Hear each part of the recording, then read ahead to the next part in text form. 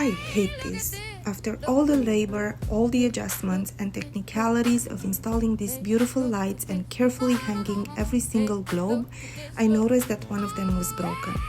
No one caught it during delivery, no one did a full inspection when it arrived. So now, after everything is installed, this one fixture has to come back down, shipped back to the vendor, and we have to wait for the replacement.